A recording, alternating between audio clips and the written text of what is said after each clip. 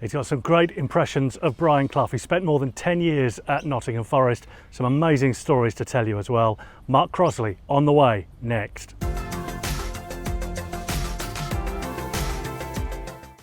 Well, Norm, great to see you again.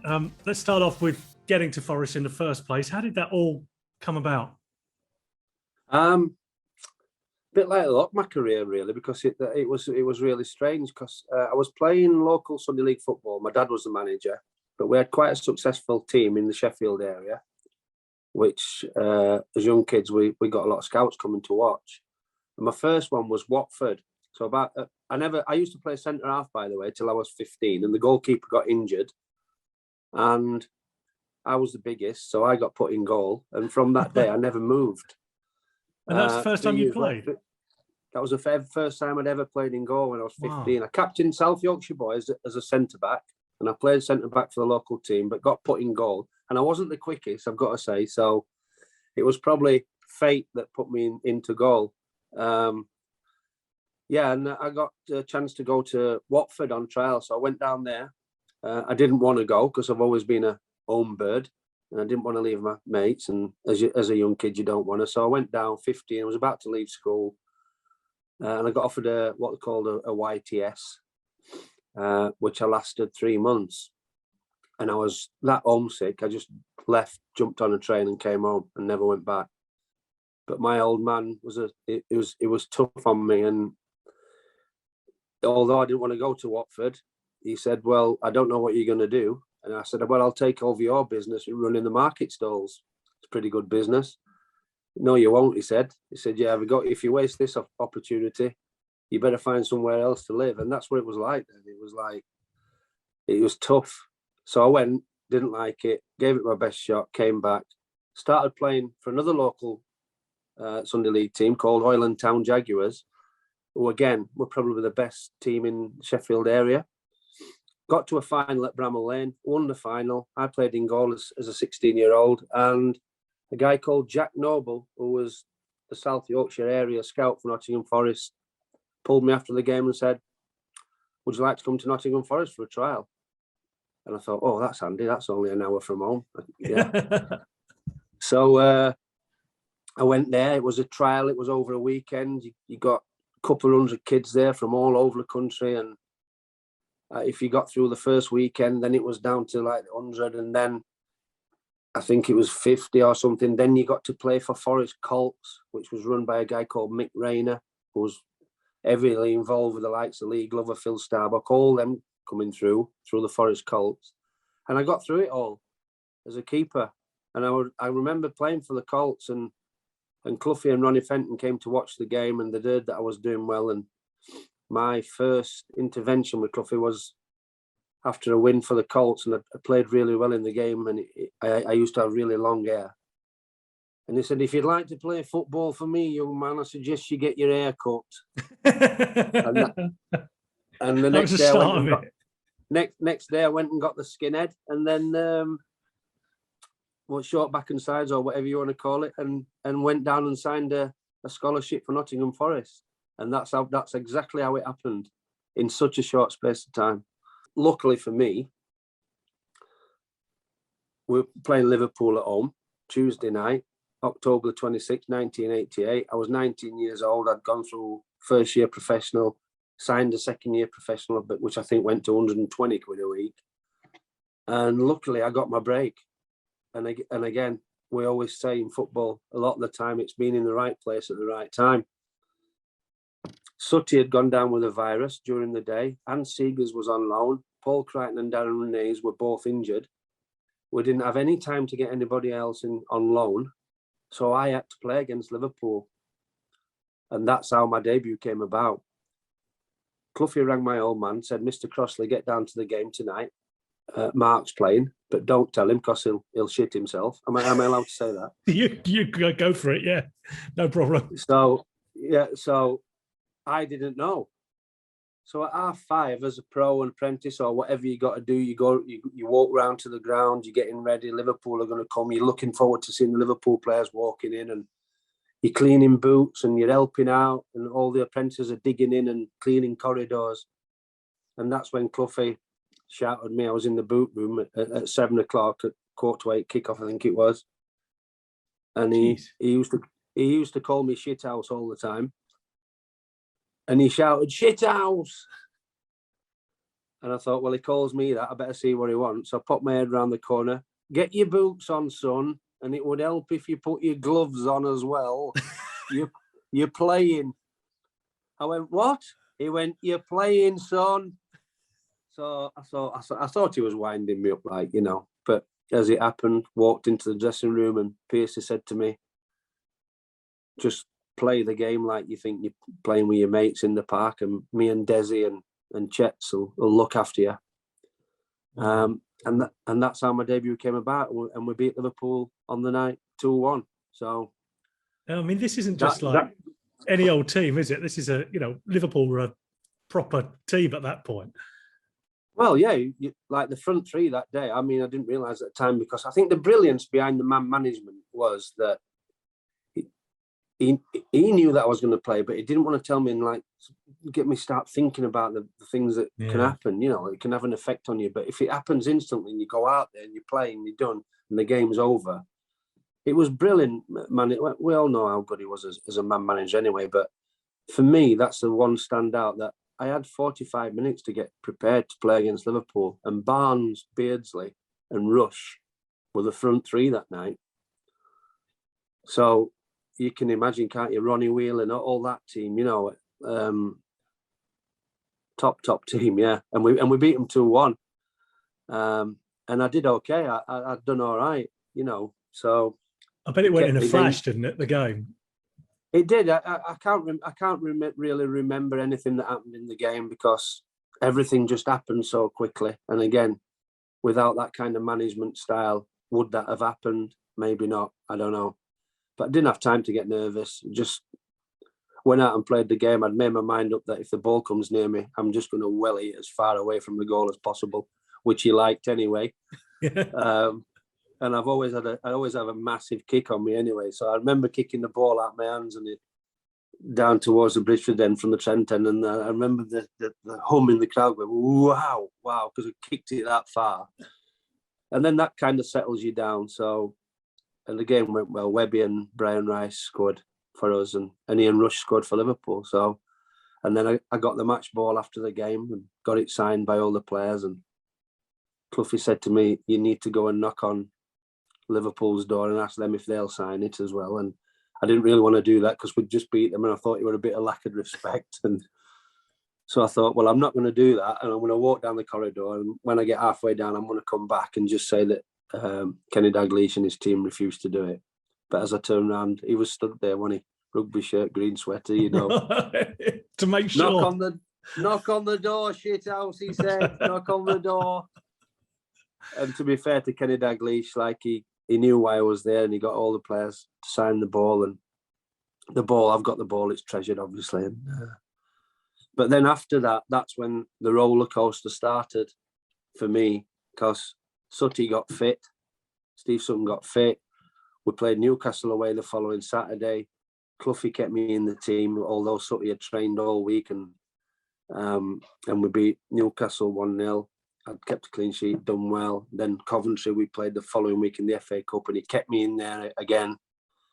Sutty was getting a bit frustrated, and but then after the Coventry game, the man management style comes in again, where I play against Coventry. We've played 3 games. I've played 3 games. We've won 3. I've done all right. I thought, done pretty well, really. And that's when I thought, personally, that I'd actually arrived as a pro. Okay. I thought, this is not easy, but, you know, things are going really, really well. And I think Cloughy kind of like notices little things, little chinks in the armour where you're getting a little bit too big for your boots. And after that game, I was going home, parents and that, and I said, after the game, I said, "See you to the rest of the lads. Have a good weekend." "Where you all going, shit house?" he said. I said, "I'm going home." "Where's home?" I said, "I live in Barnsley." "My house tomorrow morning, 9 o'clock, bring your boots. And it would help if you bring your gloves as well, son." So, like, I didn't know where he lived. So I had to, Chaz, the groundsman, I had to ask him if he'd take me to his house on the Sunday morning. I don't know why I'm going. Drops me off at his house at 8:30. Walk up the drive at 9:05. Barbara answers the door. Hello, Mark. How you doing? I'm Barbara, Brian's wife. Well done yesterday. Lovely to meet you. Glad it's going really well for you. And come in and make you a cup of tea and a slice of toast. And sat in the kitchen. Still ain't got a clue why I'm there. She said, Brian's upstairs. He'll be down in a couple of minutes. Anyway, he comes in. He said, I won't call you shit house, son, because Barbara's here, he said. But I'd like to say thank you. So I said, what for? Now, Simon at that time, Simon Clough, Nigel's brother, who was now chief scout with Nigel, wherever he works, was the manager of a team called AC Hunters in Division 5 of the Derbyshire Sunday League. And they didn't have a goalkeeper. So he said, thank you, son, for agreeing to play for Simon's team this morning. They haven't got a goalkeeper, and I thought you'd do. So I'm thinking, I've just played against Liverpool, Newcastle and Coventry. And the next day I'm playing for AC Hunters in Division 5 of the Derbyshire Sunday League. Cut a long story short, I'm playing in that game. The standard is horrendous. The pitch has got dog shit and broken glass all over it. Archie Gemmell, who was obviously a friend of the family and a youth team coach at Forest, he's the linesman, right? Right. So I can't get my head around that. Archie's running up and down the line. I'm playing in goal. What's happening? Cut a long story short, we won that game quite comfortably. And AC Hunters got fined 50 quid for playing a ringer and got the points took off them. So I was the ringer. But Cloughie took the £50 out of my wages at Forest to pay the fine. So I had to pay the fine for playing. And that's in a game you didn't want to. It's just like, when I look back now and go, at the time I thought, what's this idiot doing to me? You know, but when I look back now, I go, how class is that? Yeah. How to bring someone back down to earth with a massive bang. And after that, when I look back and think about some of the stories, that he didn't just do it with me, he did it with loads of people, that if he just seen them stepping above that mark, there was only one winner, and that was him. I was going to ask you as well about, I mean, I'll come back to Clough undoubtedly in a bit, but in the midst of all that, it seemed you had a loan spell at Man United, which would, is that right? But you didn't play. Presumably, were you just an injury cover type thing? Yeah, it was the following season, 1990. I played 15 games in the first team. So I played 3 games that season. Second season, played 15. I was still a number 2 to Sutty, but I was being integrated into the team more and more and more. I'd played at Manchester United earlier on in the season. We got beat 1-0 and it had gone. I played really, really well. I remember I was playing in a reserve game at Scarborough, and Cloughie never missed reserve games. He came to them all. And as I'm getting off the bus, he said, son, you're going to Manchester United tomorrow morning. Mike Duffy is going to meet you at the service station and he'll take you. And that was it. And I'm like, hey, I'm going to Manchester United. So apparently, I've heard since that I was part of a favour. Now, I don't know what the favour was, but Man United had knocked Forest out the FA Cup. Mark Robbins saved Sir Alex Ferguson's job with a header. Beat us 1-0. Jim Leighton was the goalkeeper for Manchester United, and they'd signed Mark Bosnich. Mark Bosnich couldn't get a work permit, so they didn't have cover for Jim Leighton for the FA Cup. So we were out the FA Cup because Manchester United had knocked us out. So, and I'd played at Manchester United earlier on in the season. So Alex Ferguson made an inquiry, and Cloughie sent me on loan for a month. Right. And that's how it come about. I just went as cover for Jim Leighton. But after that month, Sir Alex wanted me to stay. But Cloughie brought me back and put me back in the team at Forest. I had to go back because they were going to put me in the team, although it was really a brilliant experience at Manchester United. And as it happened, Les Sealey ended up playing in the FA Cup final that year because Sealey went to Manchester United after me. Right. As cover. but Jim Leighton got dropped in the final and Les Sealey played. So, you know, if I'd have stayed, I might have played in the FA Cup final that year. Who knows? Another FA Cup final. So, yeah, I went just trained with the first team. Brilliant experience. I always say that I've played for two of the greatest managers that has ever lived in, Sir Alex Ferguson and Brian Clough, and there's definitely similarities between them. Right. When I went to Manchester United, Mike Duxbury took me in, met me at the service station, took me into the ground, met the manager, and the manager showed me around. First person he took me to, the cleaning lady. Second person, the guy that does your kit. Third person, the lady that cooks all your meals. These are the most important people at the club, son, and all that. And it's just so many similarities to the gaffer, to Cloughie, that have a successful team and a successful football club, the people that matter most are these people that look after the players. It's not your coaches, it's not your managers, it's your cleaning ladies, the girls that sew your kit, you know, the girls that wash your kit. And it's so true. That it's how you breed success. You know, because the club feels like a family, I suppose, doesn't it? Yeah, there's such a togetherness, and like I remember walking in on a Sunday morning at Manchester United after a game on a Saturday, and kitman's high-fiving everybody. Brilliant, great result yesterday, you know, and that them little things are so important on the foundations of a successful club. Not only football, but any sport in my eyes. And if you've got a divide and people talking and whisperers, that's where you get failure. As you mentioned, and that's what I noticed about the two managers. Norm, as you mentioned, you came back to Forest. When did you kind of feel, maybe you never did under Cloughy, but when did you feel kind of first choice, regular, feet under the table kind of goalkeeper for him?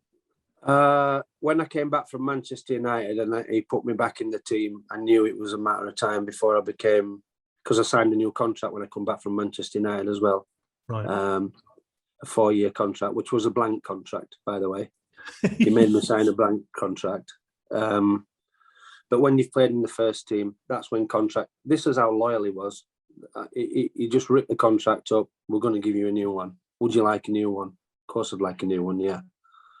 And I remember being in his office and he put the contract on the table and he said, sign that, son. And I said, I can't sign it, Gaffer. He said, why? I said, it's blank. There's nothing on it. You know, and there's no agents then, or no, I couldn't ring an agent and say, it was, sign it. He actually said to me, sign it or piss off and play for Barnsley. Right. And Barnsley were in the 3rd division at the time, although it's my hometown club, and I wanted to be at Nottingham Forest playing for Brian Clough. He said, I'll tell you what, son. He says, you've got 5 minutes. Out the office, he said. So I walks out of his office and I'm stood in the corridor. And he's shouting, 4 minutes! 4 minutes! You've got 3 minutes, son! So you end up walking back in and I signed the blank contract. Did it turn Pardon? out to be better than the previous one, given that you'd signed a blank one? It could have been a worse contract that you'd been on. It could have been, but I think it was a case of like back then that it was about playing football, maybe not about earning so much money. Yeah. Not totally opposite today, but no, he looked after us. So I signed the contract. He said, thank you for agreeing for working with me for the next 4 years. So straight away that triggers, I'm going to get a 4-year contract here. I go home that night, the phone rings, pick your contract up tomorrow, son, it's filled in. So he's actually filled it in, you know. So, and then I go back the next morning, I pick my contract up from the secretary. He knew I wanted a car. I'd been asking him for ages if I could get a car, but he used to say, no, you're not having a car, you're an idiot. He says, I can't trust you. I'll tell you when you can have a car. And it's like, it's madness, like. And I'd been travelling on buses and trains and all that. And, you know, I'm 19 years old, I've passed my test. Come on, you know. So it was almost like a father figure in that sense. You'll learn to drive, or you can drive when I say you can drive, type thing. You can go on the roads when I say you can. I look after you. You're my player. Yeah. Anyway, he put some car keys in the thingy, and I'm led to believe that Elizabeth didn't like the car that she'd got, his daughter, and I ended up with Elizabeth's car. But he even made me pay for that out of my wages as well, which I So I've got some car keys in the envelope, and I've got a 4-year contract, and he's given me a 4-year contract, £500 a week, and then a 3% rise each year for the next 4 years. A car, 25 grand signing on fee, and that's your 4-year deal. That's it, until you hear any different. And that's when I knew that I was going to become his number one. Right. And the following season, from then on, I was ever present under him for the next few years, unless you take away when I was a bit of a naughty boy and he left me out of the cup final for being a bit stupid when, out on the town. But there you go. One thing I regret. I was going to say, how did he deal with that? How did he deal with it? Yeah, and how did he deal with you in terms of discipline? Was he horrendous to you, or? The press had made out that I was out before the night before the game against Portsmouth. The press had made that out, but it wasn't. It was the night before that. But I still shouldn't have been out, and I got provoked by someone, and I retaliated basically, and I pushed him, and he went through a shop window. Well, I pushed him, he staggered back, and I ended up getting put in the cells for it. I shouldn't have been there, and I regret being there. I wasn't drunk. I'd had a few drinks, but I wasn't drunk. But I got provoked and I retaliated. And if I wouldn't have retaliated, no one would have ever known. And then I dropped the ball in the quarterfinal of the FA Cup against Portsmouth. And I'd never told him, and I should have told him. I just thought it would just blow over, and it just never did. It got worse and worse. And then the press made out I was out on the Friday night before the game on the Saturday, which he knew I couldn't have been because we were in Portsmouth, right, in a hotel. But, I regret it. But I've also been one that will always stand up for myself when provoked. So, but I shouldn't have been there. So I have got no argument. So my punishment was, we were already in the League Cup final. So he was going to sack me, but he didn't. He banned me from the ground for 2 weeks. I then got a phone call from Liam O'Kane saying, come back. He wants me to travel to the cup final. And then I heard a rumour that he was thinking about playing me. But he didn't. And my punishment was that I didn't play in the cup final against Manchester United, and Andy Marriott played instead. So, but what argument have you got? But what a way to punish someone. It's, again, brilliant. Look, he didn't sack me. He could have easily sacked me, but he didn't. But he made me miss the cup final. Did it affect the result on the day? I don't know. I would like to think so, because I thought I was a better keeper than Andy Marriott. So I don't know. But yeah, but I thank him for not sacking me, and I thank him for standing by me. So, and I couldn't do nothing more than apologise to the supporters that I shouldn't have been there on that Thursday night, and that happened at Portsmouth. Because for all his whatever anybody says about him, he was loyal, wasn't he? He was loyal to his players and people who worked for him. Unbelievable. And I always look back and I think, maybe he would have sacked me if I would have never have signed that blank contract. Because I think signing a blank contract shows your loyalty to him as well. Yeah. And once you build that bond with the manager, that loyalty, that bond with a manager, I just think it's a great, it's just breeds success, things like that, And we wasn't the greatest team in the 90s, but we went to Wembley a lot, and we finished third in the Premier League, and although that was under Frank, but we were never out the top 8 with Forest, never under Clough. We just didn't have the success he had with the European Cup winning team, but we had a bloody good team that played good, attractive football, So he was very, very, very loyal. And if you weren't loyal to him, if you weren't loyal to him as well, then you'd know about it.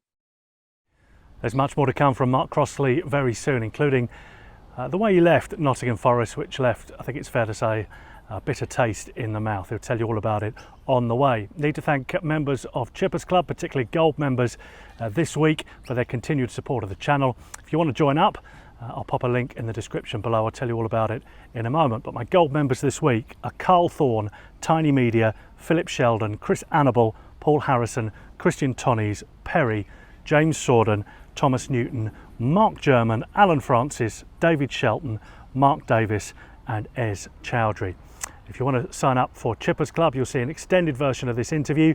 You'll see it a week earlier than non-members. There are no YouTube ads for members of Chippers Club as well. And if you're a Gold member, you'll get my thanks on the channel as well, just as you've seen. If you want to sign up for Chippers Club, I'll pop a link in the description below, and your support will continue to help the channel develop over coming weeks and months. Let's get back though to Mark Crossley. You did play obviously in the 91 FA Cup final. We were talking about the League Cup final that you missed, but the 91 FA Cup final, and obviously you're well known for saving that penalty against Gary Lineker. How much do you remember about 91 Cup final day? Well, I watched that incident I've watched it about at least 1,000 times, where because the rule had just come in for the professional foul, and I actually brought Gary Lineker down. Now, I still swear, when I've watched it in slow motion millions and millions of times, I touched that ball. Right. Okay. I touched that ball. Now, but the first thing I thought when he went down was, I'm off. He's going to send me off. But because it was so new, and it was a cup final, maybe that's why Roger Milford never sent me off, I don't know. And then I just remember thinking, right, delay him from taking the penalty as long as possible, which was helping because there were arguments between the referee whether I should have gone off and stuff like that. So Gary Lineker had a lot of time to think about that penalty, which is always an advantage to a goalkeeper. I always say a centre forward, he just wants a penalty taker, wants to put the ball down and he wants to take it. I think it's a good tactic, and I actually shared that with Edwin van der Sar later on when I went to Fulham, and he loved the idea because he just wants to get the ball down on the spot and take it. So it was a couple of minutes before that penalty was actually taken, and everybody said, "Why are we so good at saving penalties?" I don't know. It's just this feeling you get. It's instinct is a big word, and I'm a massive believer on instinct. And you get these thoughts: I'm saving this. I'm going to save this, and I know where I'm going to go. I'm going to go to my left. I'm going to go to my left, and I'm going to watch the ball, keep my head still. I'm going to the left. And he went left, and you've always got a chance when that happens. And I remember someone said it was a good height for a goalkeeper. I've got to be honest, I thought it was a great save. He struck it well. And so at half time, we're 1-0 up. I remembered Gary Crosby had gone through to make it 2, and Torsvet saved it. But we're winning 1-0 at half time. And I was thinking to myself, imagine the headlines tomorrow. We win 1-0, but I've saved a penalty from Gary Lineker. Like, I remembered the headlines that Dave Besant had and all that, and that's all I could think of. But it didn't happen. It didn't happen. Although I am in the record books for I'm the only goalkeeper to save a penalty in the FA Cup final and land upon the losing team. That's not a record you want, really. It's not. You want to lift the cup, and we wanted to lift the cup for the gaffer because it's the only one he'd never won. So it was a great day, but a sad day at the same time that we never won it. But, and there's lots of controversy. Should Gazza have been sent off? He definitely would have been today. But you don't want to see a player get sent off. But he was just so hyper on the day, Gazza, that it was an accident waiting to happen. And a shame that he got injured in the end by being erratic on the pitch. Was that your greatest day as a footballer? I mean, obviously you went on to lose the game, which may cloud it, but playing an FA Cup final when the FA Cup final really mattered as well. Yeah, does it go down as one of the great cup finals? I think it goes down as one of the Gaza Cup finals, and I think it goes. It was a good game. I thought we were the better team on the day. I must say. I think it actually worked in Tottenham's favour when Gaza went off, but the build up to it, the days leading up to it, and the going and staying overnight, and the getting up and we're going for a walk on cup final day, and all the sponsorships with the suits and the sunglasses and all this, and will you wear this, and will you wear these gloves, will you wear these boots, and all that build up and all that euphoria around it. But there's no better feeling than stood in that old Wembley, and I only did it once. And when I watched it as a kid, and I used to see them lining up in that tunnel, it's just a kid's dream to do it one day, and to actually have experienced it, it is a bit surreal. Walking out and then meeting Prince Charles and Lady Diana, like, it just goes on and on and on, you know. Does it feel kind of showbiz in a way? It does. I think I'm quite a laid-back character. I think I'm a really humble guy. But yeah, it felt showbiz. It felt when you've reached the pinnacle of your footballing career for your club, is when you're playing in an FA Cup final. That's certainly what it felt like then. The FA Cup meant everything. I know they're going about, would you rather win the league or win the FA Cup? To win the FA Cup then, it was special. It was massive. It was, every player wants to win the FA Cup. Every player wants to win the league. Unfortunately, it's the same players that win the league year in, year out now, you know. But the FA Cup, it's just, I don't know, it just had this special feeling to it. And I'm one of the ex-players that think it's actually gone. I really do. Yeah. Because it doesn't matter so much as it once did. It appears not to me. It appears as though it doesn't. And, you know, that was one of the last cup finals at the old Wembley as well. Like, you know, the old Wembley was special. And I didn't really agree when they started playing semi-finals there and things like that. The FA Cup final is about playing at Wembley in the FA Cup final. Yeah, completely agree. I didn't really, and like we had to go to Villa Park and play on a pitch that had been played on all season, and that was part of getting to the final, you know. And that's how I think the FA Cup held its tradition, but that's why I think it's gone a little bit. I should talk to you about another penalty save against Tottenham as well, which was also in the Cup, obviously at White Hart Lane, which is perhaps one of your most famous days as a Forest player. If younger people have not seen it on YouTube, it's well worth searching out, because you go mad at the end of it. You saved, 3 penalties from memory, I think? Yeah. And then went herring up the other end, a bit like Emmanuel Adebayor did that time. You were out of control for a bit. Well, I was, yeah. And then, but that's just adrenaline taking over. I remember saying to Teddy, like, before he took that penalty, Teddy, remember, I've played with you. I've trained with you. I know where you put penalties. You know that I'll save it. So if you look at the footage, there is a little grin there between me and Teddy. But it was just that the Forest fans were at the other end, you know, and I'd saved 2 prior to Teddy's, and I could hear the cheer down the bottom end, but it seemed like it was miles away, you know.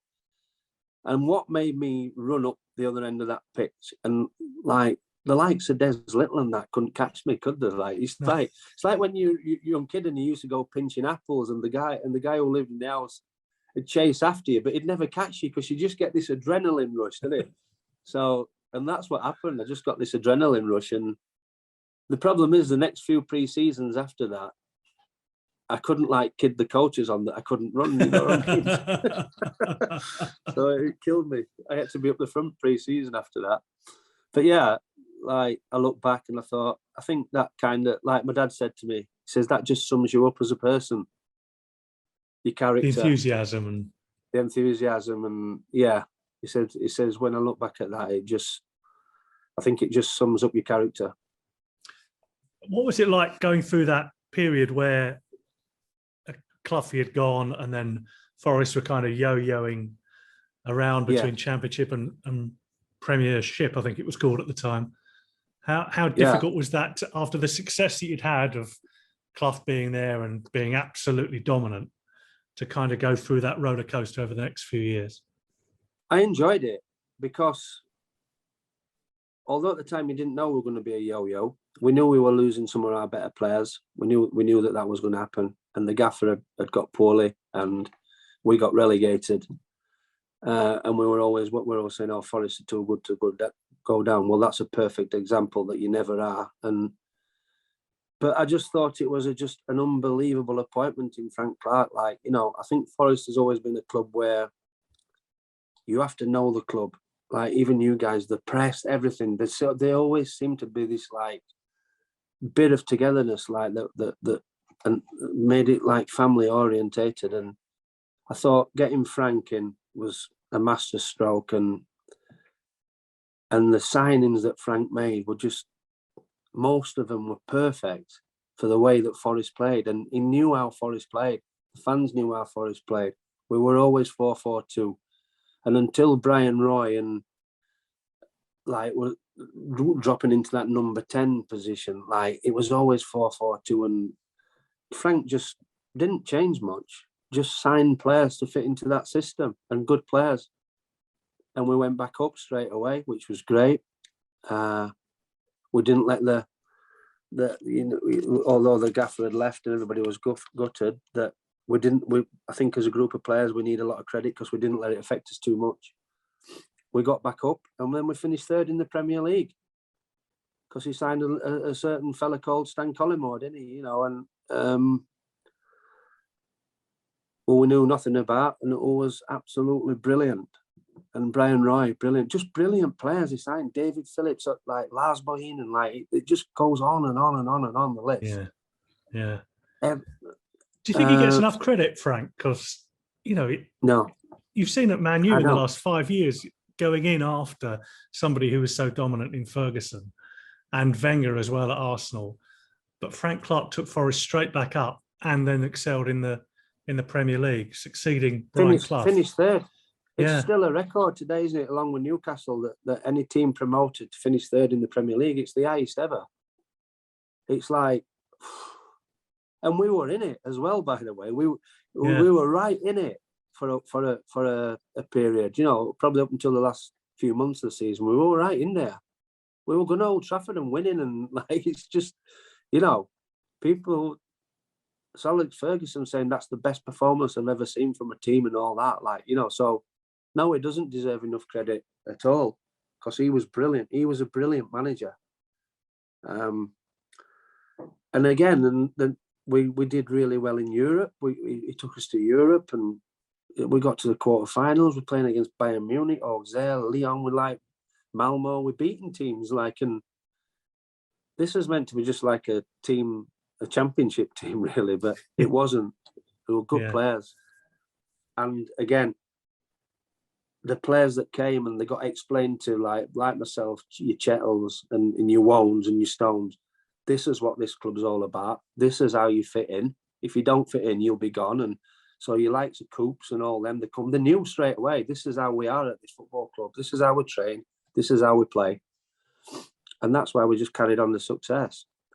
But then it was a case of like money taking over in the Premier League. We've got to get rid of the best players because the club need the money. The players are going for much, much, much more money in wages, and it just fell apart, and we couldn't sustain it. But that was nothing to do with Frank. No. That wasn't his fault, you know. And they've never been back. No.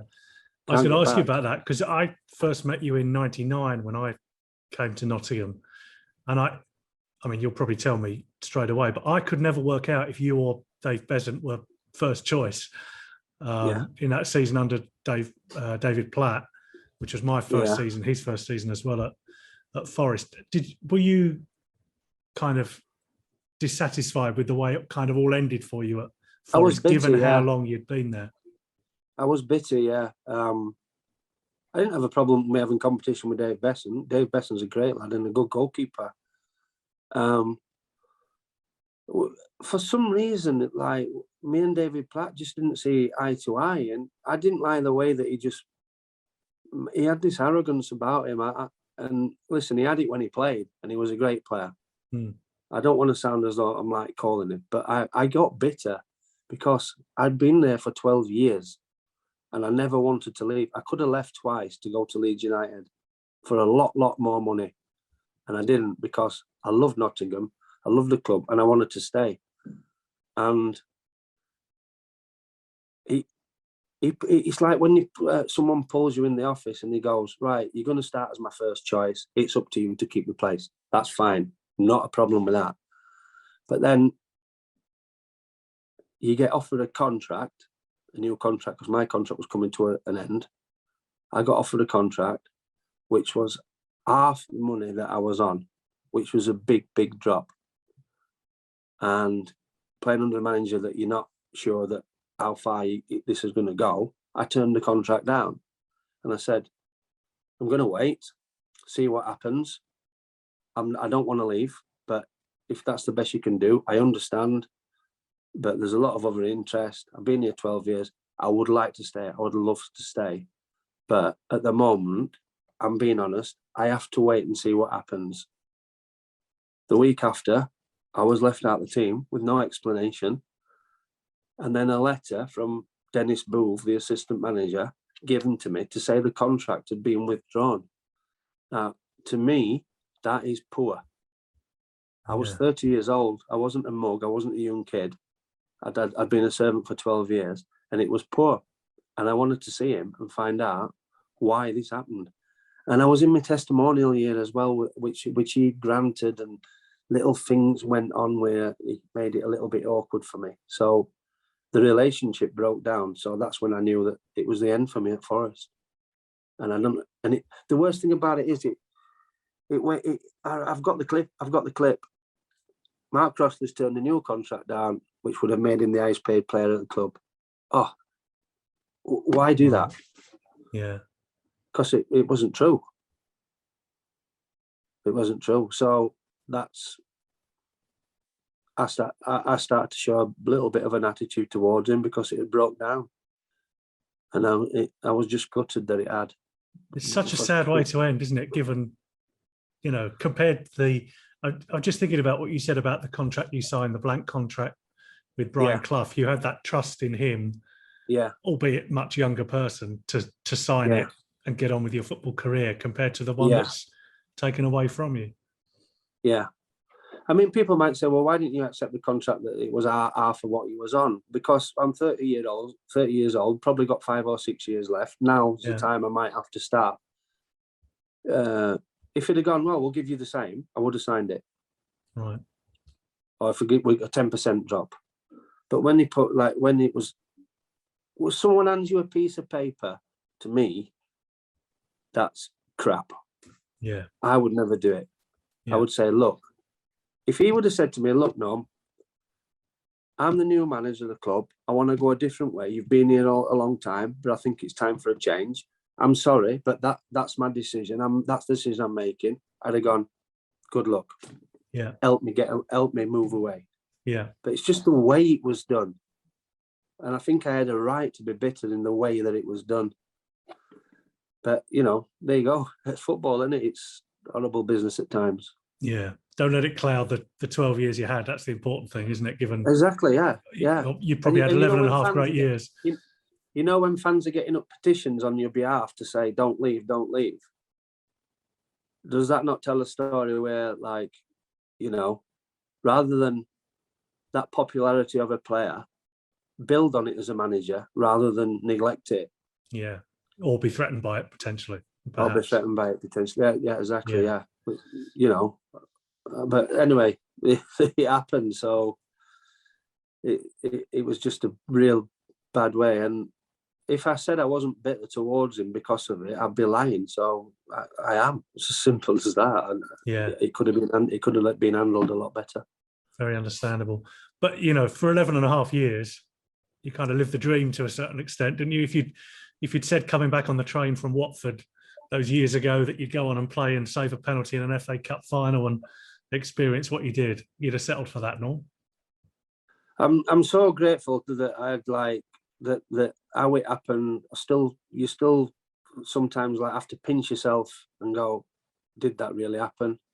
And it did. And to have worked for a great manager like Brian Clough, and have worked with Alex Ferguson, I do think, like, how did that ever happen? You know, how did it ever happen?